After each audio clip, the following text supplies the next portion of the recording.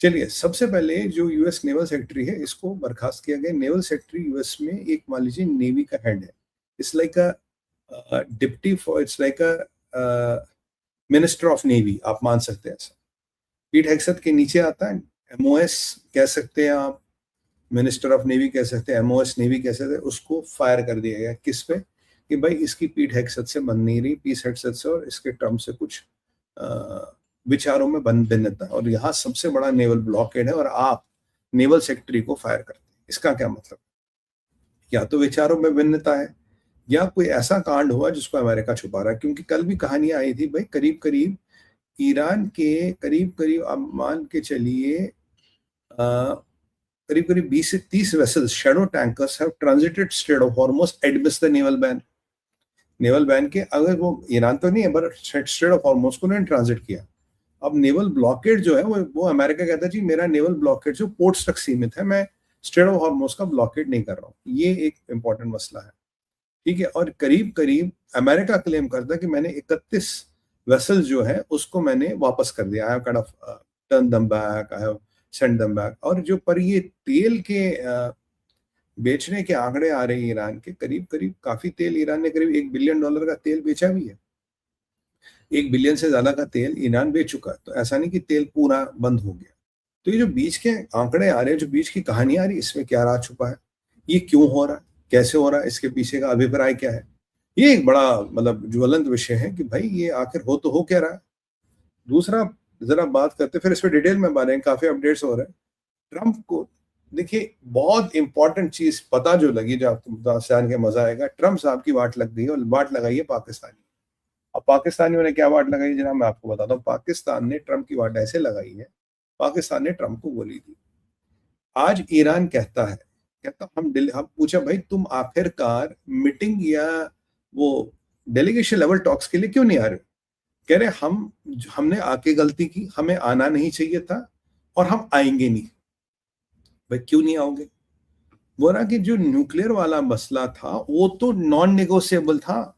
ऊपर से आईआरजीसी का आदेश था, खमेनी का आदेश था, जो भी है, कि आप न्यूक्लियर पे बात ही नहीं करोगे। तो अगर न्यूक्लियर पे बात नहीं करनी है तो भाई मीटिंग में क्या करने आना? फिर तो सीधी सी बात है। कह रहा हमें क्या पता हो, तो पाकिस्तान ने बोल दिया था न्यूक्लियर पे बात ही नहीं होगी। और यहाँ पाकिस्तान ने ट्रंप को बोल दिया था नहीं साहब कोई बात नहीं, न्यूक्लियर पे वो रेडी है। ट्रंप का आप देखिए कितना बड़ा पोपट बन गया। ट्रंप ने बोल दिया कि भाई न्यूक्लियर पे वो तैयार, यूरेनियम देने को तो वो तैयार, हाँ, एनरिचमेंट नहीं होगी कभी, प्रॉक्सीज खत्म, बैलिस्टिक मिसाइल्स खत्म। यानी कि जो लगभग रेजिम चेंज हो गई। और ट्रंप कहता रहा हमारा ऑब्जेक्टिव नहीं, but new set of leaders. यानी कि जो चारों ऑब्जेक्टिव्स बड़े थे अमेरिका के, चारों मेट हो गए। और लगभग खरग आइलैंड पे भी मेरी नजर है, इनके तेल पे भी मेरी नजर है, वो एडिशनल या 5th ऑब्जेक्टिव। अब ये सवाल आ रहा है कि अमेरिका जब चीजों को रिकंसाइल कर रहा है, अमेरिका ने अपने कुछ और अब भाई घोड़े दौड़ाए दाएं बाएं से कि पता लगाओ क्या हुआ। तो पता लगा ईरानियों ने कहा भाई हमने तो कभी बोला ही नहीं हम इस पर बात करने को तैयार है, और हमने तो बोला था nuclear is something which is out of the discussion.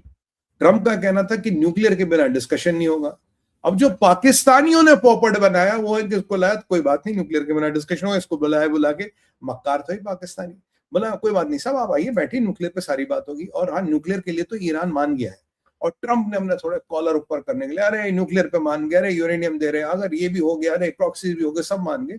यानी कि जो अमेरिका कह रहा वो। और फिर ट्रंप ने बोल दिया अब तो छोड़ो, अब तो हमारी वाली बातें अब तो हमारे वाले 15 पॉइंट्स पे बात होगी, उनके 15 पॉइंट्स भी नहीं है।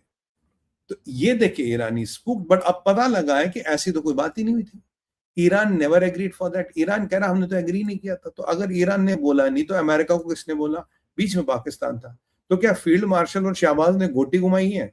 Possible that Trump is spooked by Pakistanis because he never thought, he never realized it is not going to happen, and it has happened. Now he doesn't know what the hell to do. Now Trump is in a very dire situation because it is very evident that the Pakistanis have taken him for a toss. सारा उसका पोपट बनवाया, सारा उसका बेवकूफ बनवाया। क्या ये मुल्ला मुनीर अपना बदला ले रहा था? तूने मुझे आईआरजीसी को 20 बिलियन का ऑफर देने भेजा, फिर कह रहा पैसे नहीं दूंगा। अब बेटा कोई बात नहीं, अब हम क्या करेंगे तुम्हारे साथ? अब हम बोलेंगे ठीक है जी, ईरानी सम्मान के तुम जाके ट्रुथ सोशल पे लिख दो, सब हो गया। फिर बोले ईरान तो मीटिंग करने भी नहीं आ रहा। अब ट्रम्प बहादुर ने बोला था फ्राइडे को मीटिंग होगी, देखो फ्राइडे को तो मीटिंग हो नहीं रही। अभी तक जो इन्फॉर्मेशन है सैटरडे की मीटिंग की सर कोई भी कंफर्मेशन, कोई भी इंफॉर्मेशन नहीं है, कोई भी कंफर्मेशन, कोई भी इंफॉर्मेशन सैटरडे की मीटिंग का कहानी है। अब जरा आते हैं इजराइल पर, थोड़ा सा इस पे बात करें। इजराइल कह रहा है कि लेबनान का सीज फायर कभी भी टूट सकता है, हिजबुल्लाह कह रहा है लेबनान का सीज फायर कभी भी टूट सकता है, हमास सीज फायर करने को तैयार नहीं। इवन इजराइल के जो इशारे आ रहे कह रहे ईरान का सीज फायर कभी भी टूट सकता है। आप सीज फायर सोच रहे, but it is not actually A cease fire, it is Trump के विट्स दे आर टेस्टिंग कि आदमी कब तक रुक पाएगा। ईरान चाहता है हम पे फिर हमला करे। इसने गेम खेला कि मैं ईरान को दूं अनलिमिटेड टाइम है, तुम प्रपोजल बना के दे दो, मैं फिर तुम्हारी किस्मत का फैसला करूंगा। ईरान कहता हम क्यों प्रपोजल दें, हमें तो चाहिए नहीं भाई, तुम्हें जो करना करो। Because Iran wants America to be seen as the aggressor, और ये चाहता कि ईरान का प्रपोजल आए फिर मैं उसको टुकराऊं, फिर मैं टोकूं। ये गेम ऑफ विट्स है। और पाकिस्तान ने ट्रम्प ऑलरेडी पोपट बना लिया। मुझे नहीं लगता कि फिर नेगोशिएशन पाकिस्तान होगी, मुझे मुश्किल लगता है, क्योंकि ये बिल्कुल बात खुल गई है। पाकिस्तान ने ट्रम्प का डिशुम डिशुम कर दिया, वाट लगा दी ट्रम्प की। और जो ट्रुथ सोशल चर्च, oh my guys are in the air, they are landing in couple of hours, अरे कोई निकला ही नहीं था, लैंड क्या करेगा। मतलब फैंटास्टिक, ट्रम्प को पाकिस्तानियों ने उसकी असलियत दिखा दी। अब इजराइल कह रहा भाई साहब ये हो रहा है और आप तैयार रहिए। और इजराइल को अगर आपको युद्ध का मॉनिटर देखना है ना, मिडिल ईस्ट का मॉनिटर देखना है, तो मिडिल ईस्ट का मॉनिटर इजराइल है, क्योंकि उनको ये क्षेत्र समझ आता है।